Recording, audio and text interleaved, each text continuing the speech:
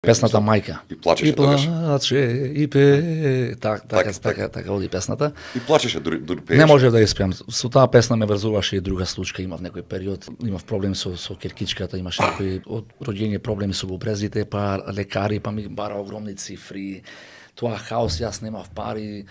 Така, песната ми беше подготвена за снимање. Требаше јас да се влезам во студио да снимам.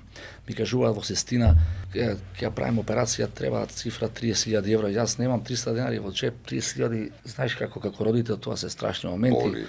И излегувам од Сестина, одам, не знам кај одам. Верувајте ме, значи, одам си, плачам, не знам кај одам, не знам, некои колеги ме сретна, Спасен, како си добар.